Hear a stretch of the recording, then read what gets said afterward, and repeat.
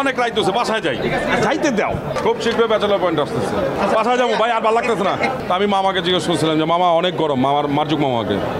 তো মামা বলছে যে এটা মাথায় নিও না, তাহলে প্রোডাকশনের উপরে এফেক্ট করবে, নিজের অ্যাক্টিংয়ের এফেক্ট করবে। তাহলে ঠিক আছে, আমরা ওইভাবে কাজ করে যাচ্ছি সাধারণভাবে, এর মধ্যে কোনো ইয়া নাই তো। মাসাজ আমি করাইতে গেছি, আমরা তো যে স্পা করতে গেছি, স্পা করতে যে আসলে তো আমরাতে এটাতে তো মানে আমাদের তো অভিজ্ঞতা নাই, যার জন্য প্রথম দিন যাওয়ার পরে আমাদেরকে একটু ইয়াই লাগছে, এরপর থেকে তো আমরা যাই না ওইভাবে। না,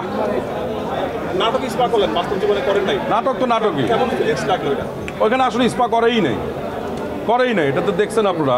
কারণ আমাকে যখন জাস্ট তেলটা দিতে গেছে তখন আমার কাছে কেমন জানি একটু সাই ফিল করছে। আমি বলছি না, আমি এটা অভ্যস্ত না, কারণ আমি তো বাস্তব জীবনেও অভ্যস্ত না এটা। সুইমিং পুলের সিকোয়েন্সগুলো দেখেছি যে সেখানে আপনি নারী মিস করছেন, মানে আমরা না, নারী মিস করি নাই আমরা। করেছেন আপনি নিজে বলেছেন না, দেখেছেন, অনেকের দেখেছেন, মানে আমরা তাকাইছি, বাট মিস করছি ওইটা কিন্তু কেউ বলতে পারবে না যে আমরা নারী। কেন আমরা দুই বন্ধু গেছি ওইখানে, আমরা তো আমাদের মতো এনজয় করতে গেছি, আমরা কিন্তু কোনো মানে নারী মিস করা এটা কিন্তু কখনো বলতে পারবে না কেউ।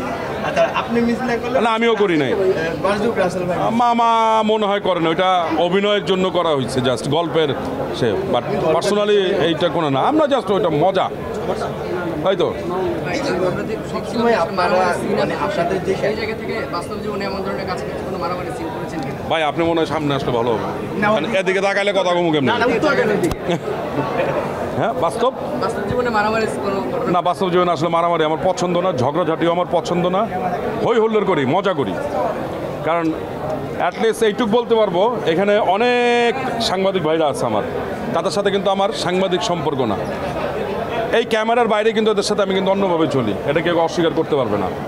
তাই জন্য আমার মারামারি, ঝগড়াঝাটি, কাউকে ছোট করে কথা বলা, এগুলো আমার পছন্দ না, পার্সোনালি আমার পছন্দ না। ওটা শুটিংয়ের কারণে যেহেতু করতে হবে তাই করা।